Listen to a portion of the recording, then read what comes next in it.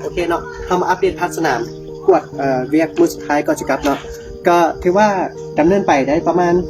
70ของ80%ตามแผนที่บ่100%กันว่า1มีการไปเพเสียหายของวัสดุก็คืออันหลักๆเลยมันสว่านนี่เฮาเฮ็ดเสียหายไปใช้ไปทั้งหมด4อันจากตามแผนมีอันเดียวกันย้อนว่า1อากาศที่มันร้อน2ไฟที่มันอาจจะบ่แห้งแล้วมันบ่กบกัน3คุณภาพของตัวแบรนด์ของสว่านเองที่หาได้ในท้องถิ่นเนาะมันก็จะบ่แม่นตัวที่ดีและก็ตัวที่ทนเพราะฉะนั้นล่ะการที่เอาไปซื้อแต่ละเทื่อนะเราต้องเดินทางไป40กิโลแล้วบ่แม่น40กิโลของทางธรรมดาเฮาต้องได้ขี่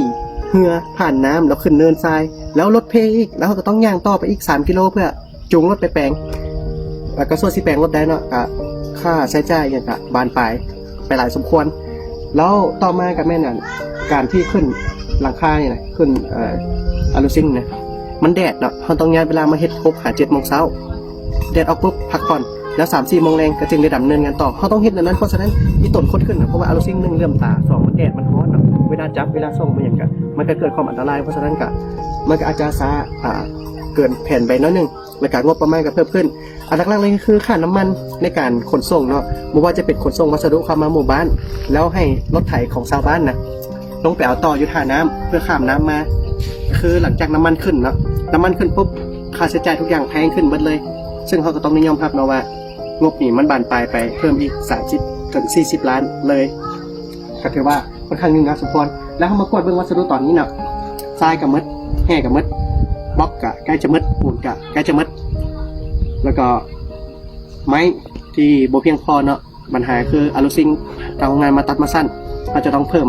ไม้เข้าไปขั้นอีกเพื่อให้ต่ออะลูซิงเข้ากับอันนี้ได้เนาะมันก็จะให้งบประมาณบานปลายขึ้นไปอีกเท่านึง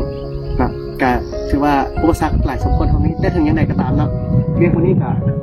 ถึงแม้ว่าอะลูซิงจะติดตั้งหมดแล้วตามแผนแต่ยังน้อยๆเขาก็ได้เห็นเทอมของข้างหน้านี่แล้วว่าสำเร็จไปแล้วและยังเหลืออีกตัวนั้นชาวบ้านบอกว่าขอเวลาเฮ็ดประมาณ 3-4 มื้อซึ่งก็จะเป็นวันเสาร์หน้าซึ่งเขาจะมากวดภาคสนามนี้ก็หวังว่าเรื่องของอะลูซิงไปแล้วเนาะแล้วเขาก็จะได้เพิ่มงบในการจัดซื้อวัสดุต่างๆที่มันบ่เพียงพอแล้วเข้ามาวันเสาร์แล้วให้ได้ดำเนินงานต่อเนาะอันนี้ก็ว่าวันนี้มาว่าถึงความสำเร็จแน่วันนี้เนาะอาทิตย์นี้มีคืบหน้าก็คือติดตั้งวงกบบันประตูติดตั้งวงกบบันบางเยี่ยมเวียดเทคานทุกเสาทุกฝาแม่นสำเร็จบางฝากะแกะแล้วตัวนี้ก็เป็นตัวที่คืบหน้าไปหลายถ้าเขาได้จะซื้อวัสดุมาสนามพร้อมหน้าแล้วก็หวังว่าฝาจะถึกก่อขึ้นจำวงกบวงเยี่ยมข้างหลังจะถึกก่อขึ้นแล้วก็บล็อกซองลมก็จะถึกติดตั้งสำหรับด้านหน้าสำหรับด้านข้างครับด้านหลังก็อาจจะก่อขึ้นจำแล้วก็ที่คันทำวันสุดท้ายก็หวังว่าพร้อมหน้าแม่นเวียกก็จะสำเร็จแล้วเวียกของอาทิตย์ต่อไปของต้นเดือน4นะก็จะเป็นเวียกของติดตั้งบานประตูละก็สำเร็จเฟสที่1แบบ100%เดี๋ยวเขาก็มาติดตามกันว่าเขาจะสามารถที่ให้ทุกแผนนะมันบรรลุได้หรือบ่หรือว่าล่าช้าหรือว่าเจออุปสรรคอย่างเวลาเขาลงพัฒนามันก็จะมาอัปเดตให้ทุกคนเบิ่งน้ำกันจะประมาณแบบนี้นะสำหรับวันนี้ขอขอบใจทุกคนและก็ฝากติดตามเป็นกำลังใจให้เราเด้อบ๊ายบาย